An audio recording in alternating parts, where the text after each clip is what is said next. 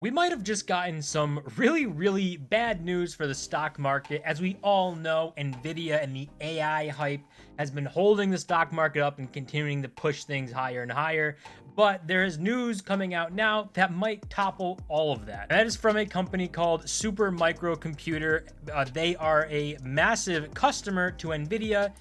They are the third largest customer to them from buying their chips that they use for AI stuff. Basically, what they do is kind of bundle these things together into servers or plug and play type things, and then we'll sell that to other companies. So instead of companies buying cards directly from Nvidia and then doing the work themselves to assemble it all, they will just go to SMCI and buy the finished product from them and just plug and play and not have to do all the back end work. So that's why they're such a big customer here. But as you can see, the Super Micro stock wipes out 33% as their auditor, Ernst Young, bows out. So this doesn't really happen not too often. It's very rare for an auditor to get rid of a client. These companies pay these big auditors, it's the big four, a lot of money to have them audit their books because it comes with a lot of trust and knowing that everything is legit going on in the business. But these guys have decided that it is no longer worth dealing with SMCI, that they are a problem. And the quotes that come out of these guys is kind of worrisome. And if you look at the stock for SMCI, obviously doing nothing for a while, then the AI Nvidia stuff hypes up and it spikes up, and then the auditor backs out and it plummets right back down. So still up for obviously like 5 years, and this year it's actually down this year, and it's down, it's basically flat for the past year, so it's fallen pretty hard, right? Still up from like 2020 2021, like long term, 5-6 years, but plummeting down to that level because you do not want to lose your auditor. That is a very bad sign, especially comparable to like companies like Enron, where their auditor, the way they ran their book stuff was hiding a little more stuff, and their auditor didn't really catch it and kind of allowed it to fester on. And as a result, they are no longer around. No one trusts them at all. So it was big five auditors go down to the big four. These guys don't have an auditor anymore, a big four auditor. Maybe they get another one, but the quotes out of these guys is insane. So you can see this talking here. Their auditor walked away from handling company's accounting financial statements, causing the stock to plummet, obviously. And this is what these guys said from Ernst Young in a letter, said that they were unwilling to be associated with the financial statements prepared by management and would no longer provide the audit services in accordance with applicable law or professional obligations.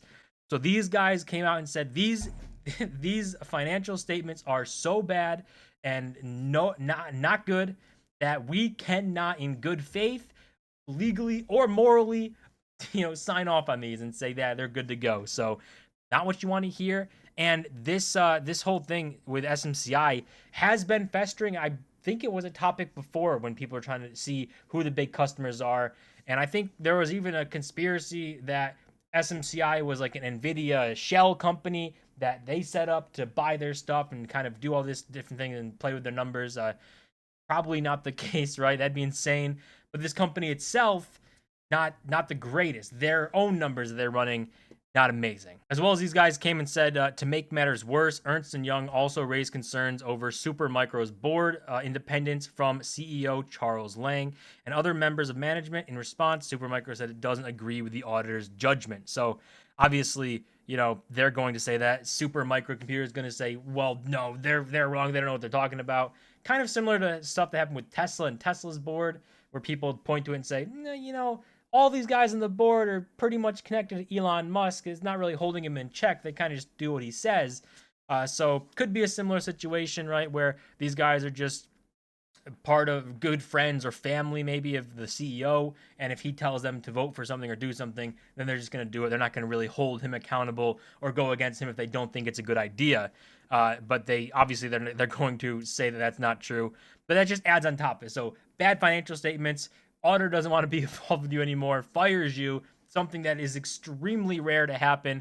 And then on top of that, saying the company's not even run well. The board doesn't keep things in check. They're not independent from the CEO. Everything in this company is really bad, is basically what Ernst Young is saying.